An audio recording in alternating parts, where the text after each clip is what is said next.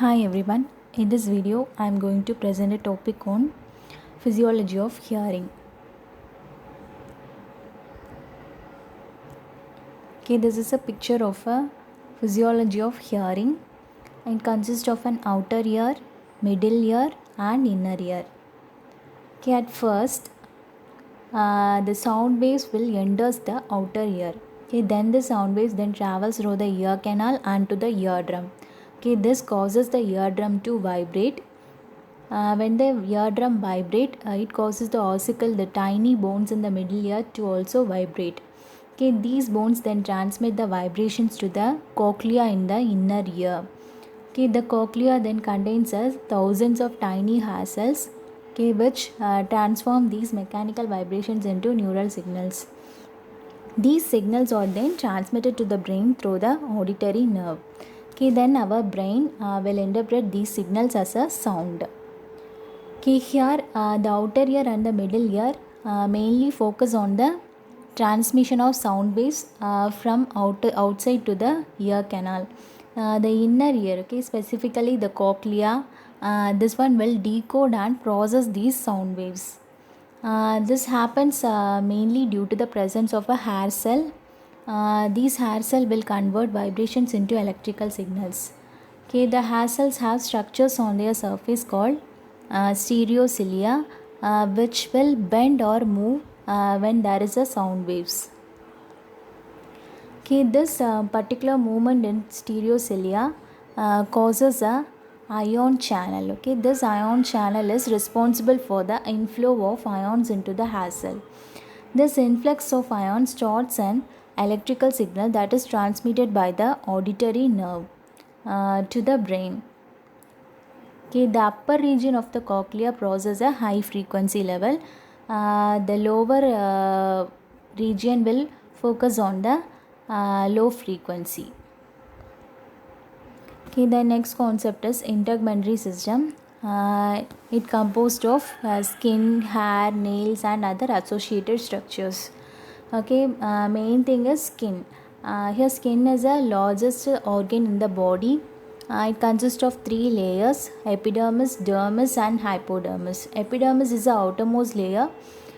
This one is having capacity to produce melanin. Then dermis is a middle layer. Then hypodermis is a deepest layer that contains the adipose tissue of fat. Okay, then sweat gland is there in our skin. This will produce sweat. By this, it will help us to regulate the temperature of our body.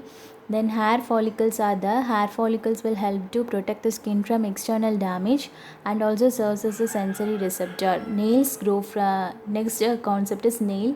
Nails will grow from the nail matrix, a specialized structure located at the base of the nail bed. The nails is mainly composed of a keratin and it will help us to protect our fingertip. Okay, this is a integumentary system picture. Okay, here we can see the hair shaft. Then finger here we can see the nail plate. Cuticle is there. Then edge of the nail bed is there. Okay, this is a diagrammatic representation of a integumentary system. The next concept is olfactory system.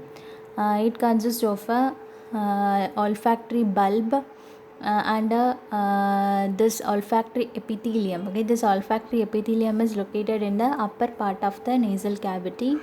Then olfactory bulb is located in the brain.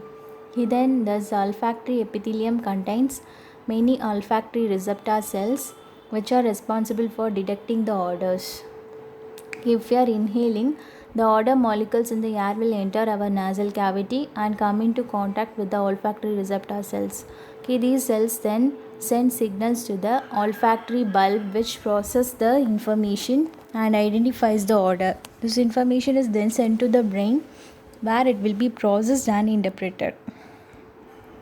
Okay, the next concept is taste buds.